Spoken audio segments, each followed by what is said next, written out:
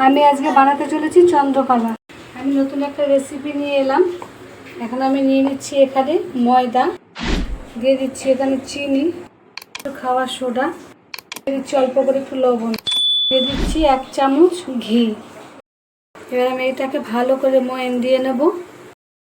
আমি এখানে অল্প অল্প জল দিয়ে একটু মাখিয়ে নেব। একটা ক্ষীর করে নেব, ওর জন্য আমি এখানে দিয়ে দিচ্ছি চিনি। আমার মাখা হয়ে গেছে, এরকম সুন্দর নরম করে মাখা হবে, সফট করে।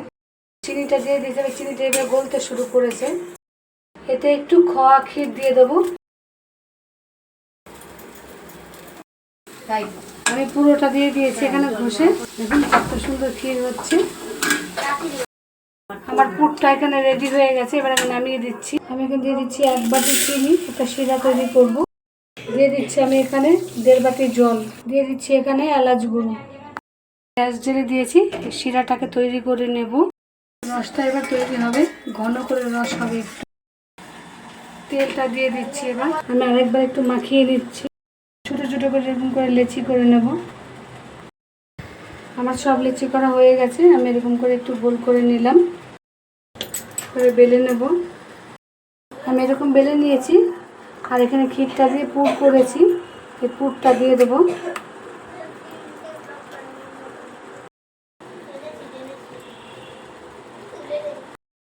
এই মিষ্টিটার নাম হচ্ছে বন্ধুরা চন্দ্রকলা। এই মিষ্টিটা দেখতেও যতটা সুন্দর, খেতে আর তত সুন্দর নাম।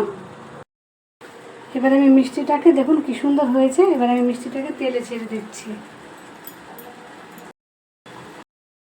দেখুন বন্ধুরা, আমার মিষ্টি ভাজা হয়েছে, দেখুন কত সুন্দর হয়েছে। এরকম করে আমি প্রত্যেকটা মিষ্টি ভেজে নেব। দেখুন কত সুন্দর হয়েছে। আমি মিষ্টি শিরাটা এরকম ঘন করে নিয়েছি। এবার আমি সাজিয়ে নিলাম সুন্দর করে। এবার শিরাটাকে আমি উপর দিয়ে দেব।